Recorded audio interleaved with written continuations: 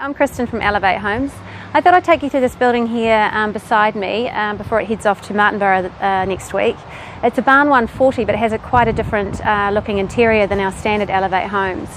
As I say, it's a barn 140. It's 140 square metres with 3 bedrooms, 2 very good sized bathrooms, a full size laundry and scullery. And it's about 10 square metres bigger than our sort of most popular 130 model building. But that extra bit of space is makes it a really good option for families or people looking to live in the house full-time or on a permanent basis. So, and for that reason, I think it's actually probably one of my favourite Elevate floor plans. So should we go and have a look inside? Right, first things first, I just wanted to point out that this building isn't finished yet, so there's still quite a few things that are missing, particularly in cabinetry and doors and things, so don't look too closely.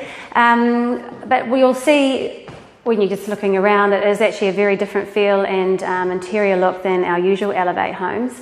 The clients lived in villas in the past and were really drawn to a more classic and traditional look inside rather than a minimalist or contemporary kind of vibe. So as you'll see over here in the kitchen, we've gone for a shaker style, sort of a classic shaker style cabinetry with those handles. Our usual cabinetry is a Maltica, which is quite streamlined and handleless. So that look there really sets the tone for the rest of the house, which is nice. You'll see over here too, this tap isn't our usual spec. It's a lot more of a classic old worldy kind of a tap that our clients had used in the past. So we sourced and installed this one. So it really fits the theme again. If you want to come down this end, we're missing our scullery door here, but we'll have a nice hidden scullery in there. But again, this sort of area is quite ample. There's a lot of storage space. You've got a lovely big pantry there, and then you've got that lovely opalescent glass window there, which just lets in the natural light into that interior space. What else about this kitchen? Lastly, this splashback. I love the splashback. The colour of it's beautiful, sort of smoky navy, which sort of tones in really nicely with the aluminium joinery that they've used throughout the building, and it ties really nicely with the wood burner over the other side of the room there. So we'll go and have a look there now. So, this shaker style cabinetry has been carried on in the entertainment unit here. The house is actually going to end up in a vineyard, so this empty space at the end of the unit is going to house a very large, very handy wine fridge, which should be nice. I'm sure we'd all love one of those. Down the other end, we've actually reduced the size of this entertainment unit to accommodate the pyroclastic fire at the other end there, which looks really smart. Actually, it's been colour matched to the joinery, so it all tones in very nicely. So that's our entertainment unit. Just excuse obviously we're missing a few bits and pieces, the finishing details and the gaps, so that's all still to be done.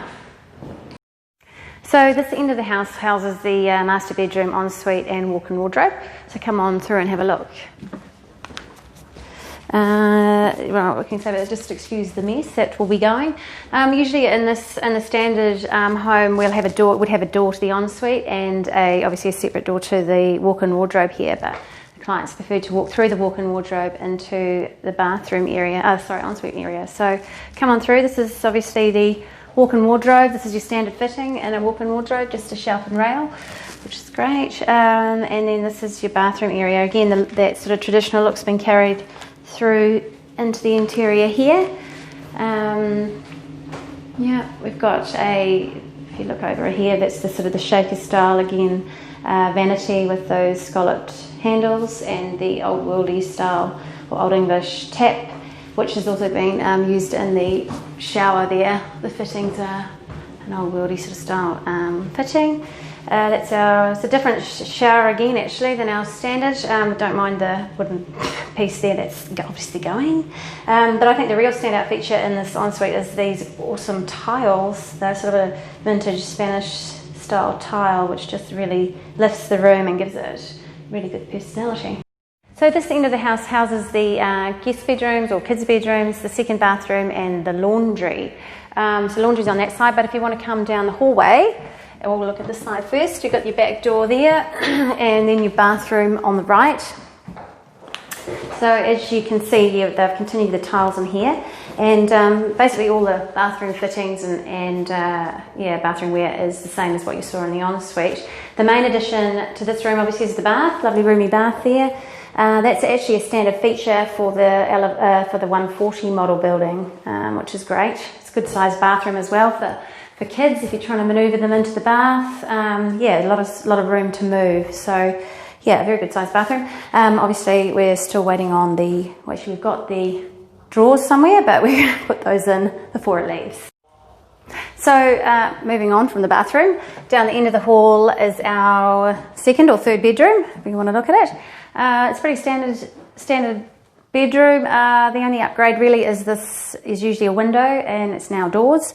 The reason for that is because once it gets to site, there's going to be a little recessed. It's got a recessed end, and a Quila deck will be put on the outside here. So that will be lovely.